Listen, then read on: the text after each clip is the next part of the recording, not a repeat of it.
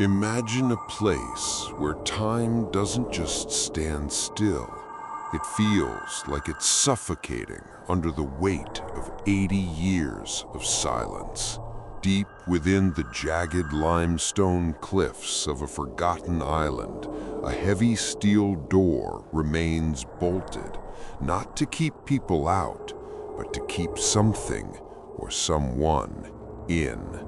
Today, we aren't just telling a story, we are reopening a wound in history that never truly healed.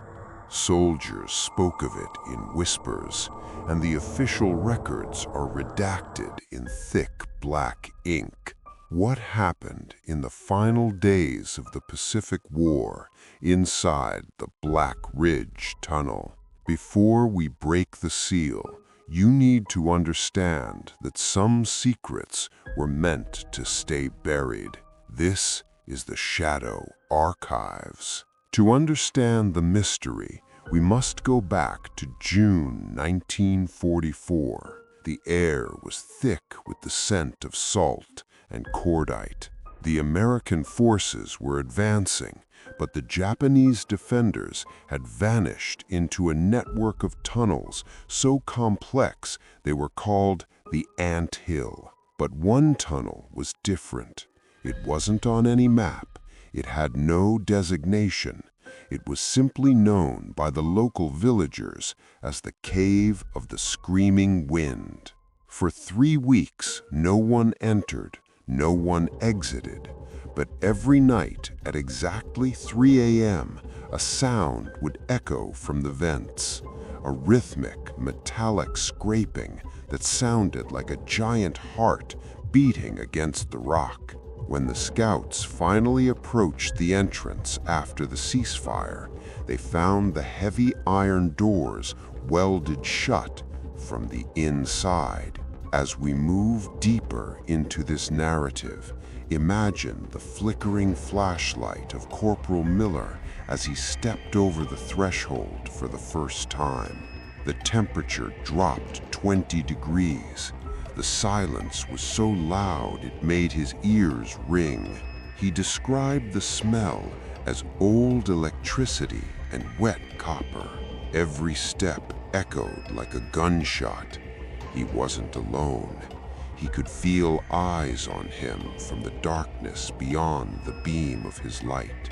The walls were lined with strange hand-drawn symbols, not Japanese kanji, not English letters, but something older, something primal. As Miller and his team pushed 500 yards into the earth, they found the first anomaly, a table perfectly set for tea, with steam still rising from the cups. But there was no one there. They found the barracks empty. They found the armory untouched. It was as if 1,000 men had simply evaporated into the stone itself. Then they heard it, the scraping. It was coming from behind a secondary bulkhead at the very end of the corridor. Miller reached for the handle. His hand was shaking. His fellow soldiers held their breath, rifles aimed at the dark seam of the door. They heard a voice, a single, dry, raspy voice, whispering a name that shouldn't have been known to anyone on that island. They turned the wheel.